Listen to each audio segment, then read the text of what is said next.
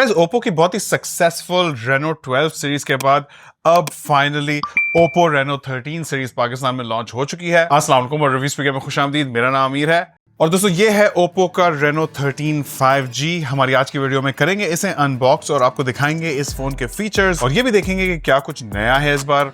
Although features के हवाले से ये एक इंक्रीमेंटल अपग्रेड है, तो यहाँ काफी सारे फीचर्स वैसे ही हैं जैसे हमने ओप्पो रेनो 12 5G में देखे थे, लेकिन यहाँ प्रोसेसर, डिजाइन, कैमरा और बैटरी में हमें कुछ न्यू अपग्रेड जरूर दिखते हैं। और जैसा कि हम तकरीबन सारे दूसरे ब्रांड्स के साथ देख रहे हैं, यहाँ भी AI एक इंपॉर्टेंट थीम है। बाय द वे यहाँ ओप्पो ने Oppo to iPhone file sharing भी डाली है, उसको भी जरा आज की वीडियो में चेकआउट करेंगे। और बाय द वे अगर आप लोगों को याद हो तो हमारी स्मार्टफोन अवार्ड्स 2024 की वीडियो में ओप्पो रेनो 12F को हमने कुछ ऑनरेबल मेंशंस भी दिए थे और हिस्टोरिकली भी ओप्पो की ये रेनो सीरीज एक प्रीमियम स्मार्टफोन सीरीज कंसिडर की जाती है।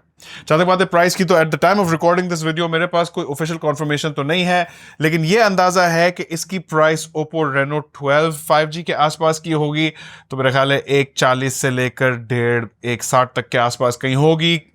कम भी हो सकती है, ज्यादा भी हो सकती है। ऑल्दो मैं एक्सपेक्ट नहीं कर रहा कि इसकी प्राइस ज्यादा होगी, अगर कम हो तो बेहतर है, बट लेट्स सी। जैसे इसकी प्राइस की कोई अपडेट मेरे पास आएगी तो मैं उसको डिस्क्रिप्शन और इस वीडियो के टाइटल में डाल दूंगा।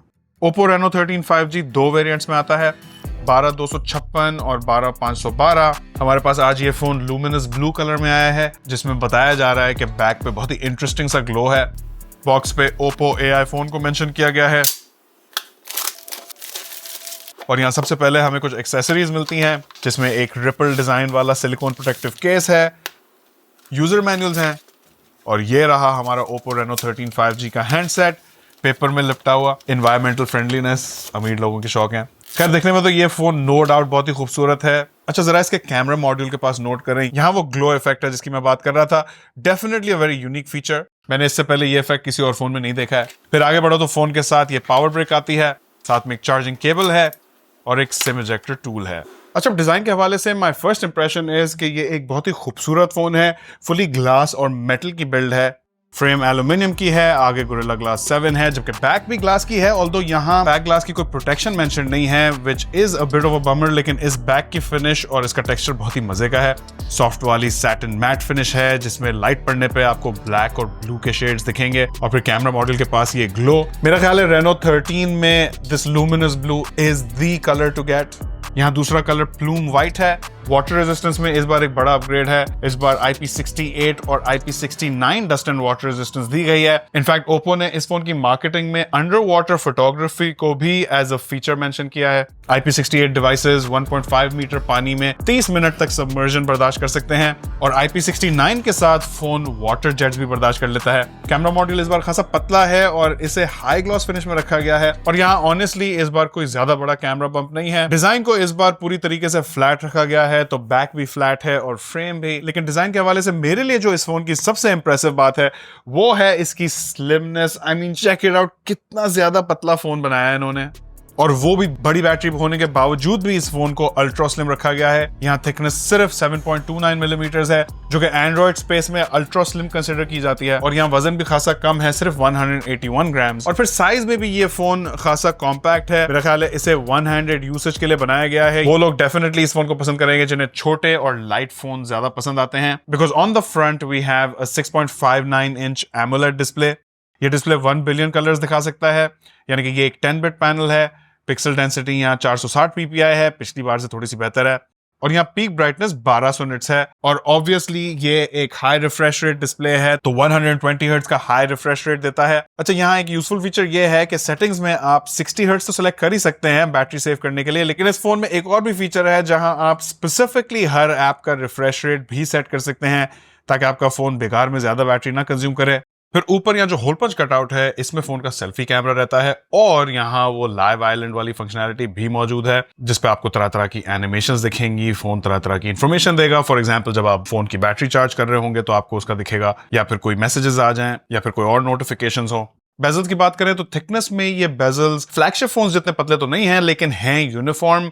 यहाँ चिन ज्यादा चौड़ा नहीं है, और स्क्रीन टू बॉडी रेशियो तकरीबन 90% है। अच्छा, पिछली बार से इस बार डिस्प्ले में दो मेन फर्क हैं। जहां Reno 13 5G का डिस्प्ले थोड़ा सा छोटा है और दूसरा फर्क है कि ये डिस्प्ले बिल्कुल ही फ्लैट है। Reno 12 का डिस्प्ले 3D कर्व था, तो यहाँ कर्व डिस्प्ले वाला सीन नहीं है। लेकिन ऑन द होल मेरा ख्याल है कि जिस भी किस्म का आपका यूसेज हो, चाहे आप मूवीज और वीडियोस ज्यादा देखते हैं या फिर आप गेमिंग करते हैं या आपको सिर्फ एक एवरीडे यूसेज का फोन चाहिए, तो I think this display has you covered. मुझे इस डिस्प्ले में कोई भी इंपॉर्टेंट फीचर्स मिसिंग या फिर कोई बड़ा कॉम्प्रोमाइज नहीं देखा। और फिर मीडिया कंजम्पशन के हवाले से Reno 12 की तरह यहाँ भी हमारे पास ड्यूल स्पीकर्स हैं, जो कि ऑनेस्टली इस फोन के प्राइस पॉइंट पे अब बिल्कुल ही नागुज़ीर हो चुके हैं। अगर फोन में ना होते तो वो एक डील ब्रेकर बन सकता था, लेकिन यहाँ मौजूद हैं तो आपके गेमिंग एक्सपीरियंस, मूवीज देखना, वीडियोस देखना, इन सबको बहुत ही इंप्रूव करेगा। एक स्पीकर यहाँ नीचे दिया गया है जबकि दूसरा वाला यहाँ ऊपर वाली तरफ है। अगर बैलेंसिंग की बात करें तो 60-40 टाइप की बैलेंसिंग मुझे लगी, और नॉर्मली हर फोन के साथ हम यही देखते हैं, नीचे वाला स्पीकर थोड़ा सा ज्यादा लाउड होता है, बट ओवरऑल इसका एक्सपीरियंस पे कोई इंपैक्ट नहीं आता। और फिर ऑफ कोर्स हमारे पास वाइड वाइन L1 की सर्टिफिकेशंस मौजूद हैं, तो नेटफ्लिक्स और Amazon प्राइम वीडियो जैसी एप्स यहाँ फुल HD में कंटेंट दिखाएंगी। खैर, अब आगे बढ़ के बात करते हैं चिपसेट कॉन्फ़िगरेशन और परफॉर्मेंस की, और यहां हमें इस फोन का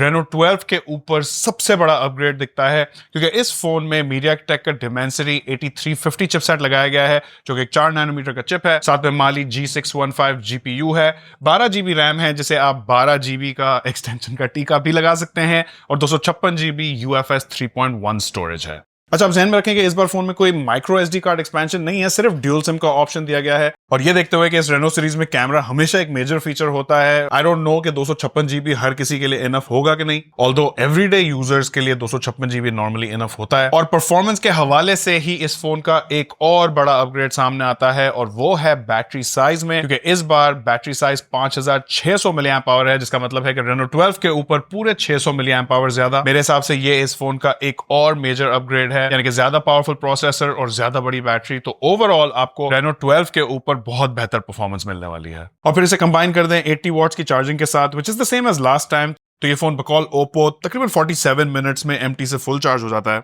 80 वॉट्स बहुत ही तेज चार्जिंग स्पीड होती है। इस वक्त के ज्यादातर दूसरे फ्लैगशिप फोन्स भी अगर आप देखें तो वहां भी आपको इतनी हाई स्पीड चार्जिंग नॉर्मली नहीं मिलती, तो उस लिहाज से आई अप्रिशिएट 80 वॉट्स। आप में से बहुत से लोग सोच रहे होंगे 90 वॉट्स होती, 120 वॉट्स होती, but I think 80 watts is fast enough honestly. जहां तक बात है इस Dimensity 8350 प्रोसेसर की, तो पिछली बार के Dimensity 7300 एनर्जी पे ये एक बहुत ही बड़ा अपग्रेड है। जहां Dimensity 7300 6.5 से 7 लाख तक का AnTuTu स्कोर देता था, वहां इस Dimensity 8350 का जरा और मुलाहिजा कीजिए। और इसी टाइप की कहानी हमें नैनो रिव्यू के कंपैरिजन में भी दिखती है, जहां CPU और गेमिंग परफॉर्मेंस दोनों में ये Dimensity 8300 सीरीज किसी और ही लेवल पे खेल रही है when compared to 7300। Very impressive performance.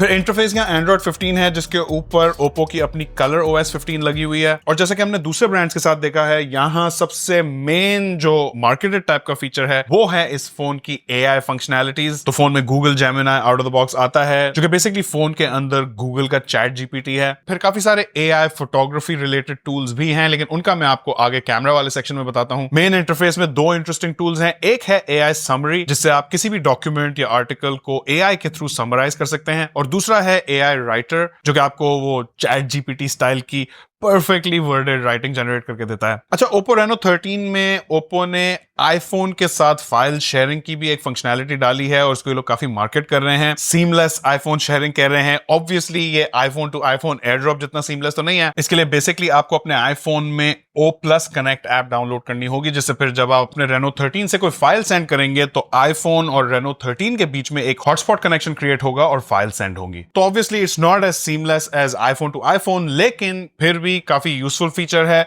It definitely works, and I think आप में से वो लोग जिनके पास आईफोन्स हैं वो इस फीचर को जरूर अप्रिशिएट करेंगे। अच्छा, डायलर यहाँ गूगल का ही है, तो अनफॉर्चुनेटली कोई ऑटो कॉल रिकॉर्डिंग का फीचर मौजूद नहीं है, तो जासूसी भाइयों के लिए मैं यहाँ अफसोस ही कर सकता हूं। लेकिन अब हम आते हैं इस Reno सीरीज के हमेशा से सबसे ज्यादा मार्केटेड फीचर पे, और वो हैं इसके कैमरास। बैक पे एक ट्रिपल कैमरा सेटअप है, जिसमें 50 मेगापिक्सल का मेन कैमरा है विद ऑप्टिकल इमेज स्टेबलाइजेशन। यहाँ आप इसके कुछ सैंपल्स देख सकते हैं। पहली नजर में तो मुझे इमेजेस प्लीजिंग लग रही हैं। ओप्पो के बारे में आमतौर पे माना जाता है कि इनके कैमरा एल्गोरिथम्स बहुत ही सॉलिड होते हैं, और यहाँ ऑप्टिकल स्टेबलाइजेशन की वजह से इमेजेस बहुत ही क्लियर और शार्प निकल के आ रही हैं। फिर यहाँ अल्ट्रा वाइड कैमरा 8 मेगापिक्सल का है। ऑनेस्टली 1.5 लाख के प्राइस पॉइंट के आसपास कम से कम 12 मेगापिक्सल का अल्ट्रा वाइड कैमरा तो होना चाहिए था। मेरे हिसाब से 8 मेगापिक्सल का रेजोल्यूशन थोड़ा कम है, और जब आप मेन कैमरा से अल्ट्रा वाइड पे स्विच करेंगे तो आपको डिफरेंस जरूर महसूस होगा। और आखिर में इस ट्रिपल कैमरा के टाइटल को कंप्लीट करने के लिए फोन में 2 मेगापिक्सल का मोनोक्रोम कैमरा है पोर्ट्रेट इफेक्ट्स के लिए। बैक कैमरा का maximum video recording resolution 4K at 60 FPS है। यहाँ आप 4K 30 का सैंपल देख रहे हैं ऑब्वियसली, क्योंकि ये वीडियो 30 FPS में बनी हुई है।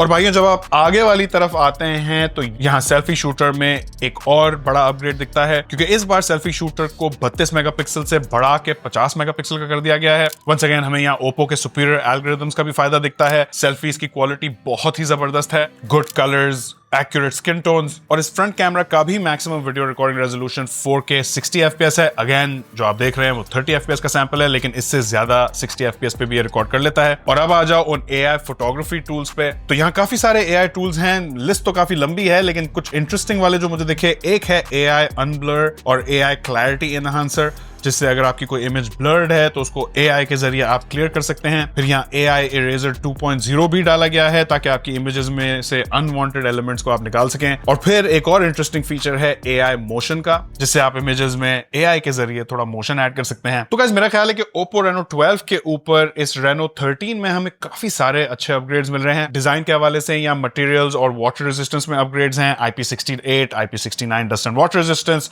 साथ में एरोस्पेस ग्रेड एल्यूमिनियम की फ्रेम।